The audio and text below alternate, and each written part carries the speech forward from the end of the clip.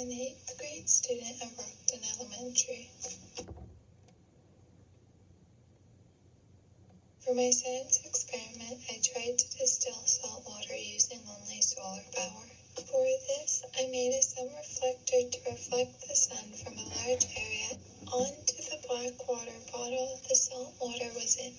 From there, if the water reached a boiling point, 211 Fahrenheit, the condensation would leave the bottle through a plastic coil. In that coil, the water vapor should cool back down into a liquid and drip into the cup. The water evaporates, it leaves the salt behind, so that all the water in the cup at the end is salt-free. This, for the most part, did not work, though because the hours of direct sunlight were very little because of the season, and the weather would sometimes be very cold or very windy.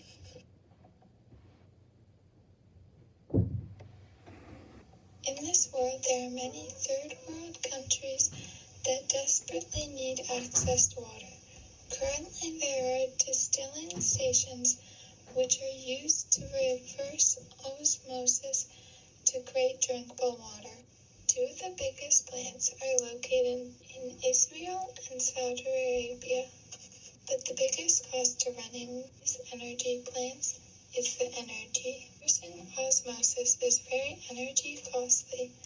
The biggest problem with solar energy, though, that some studies have shown that 1 square meter of solar energy collected should distill 1 liter of water. This would take about 1 day.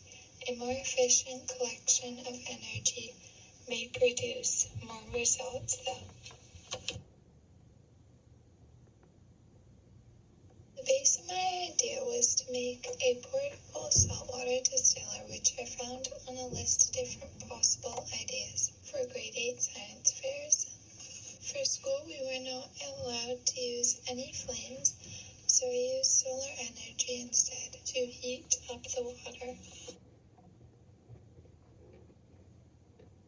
Some of the difficulties that I encountered were the outside temperatures being very low, and because it was winter, the short hours of sunlight. Practically all of these problems were caused by the season, though, and could be fixed if it was taking place in the summer or spring.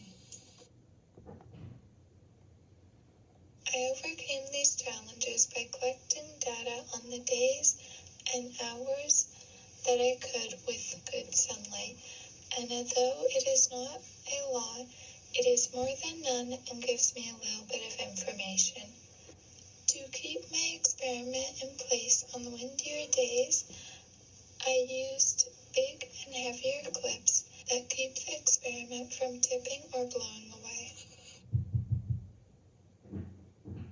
What I enjoyed most about this project was seeing how warm the water was when I poured it out of the bottle, and although it was not at a boiling point, it was quite warm.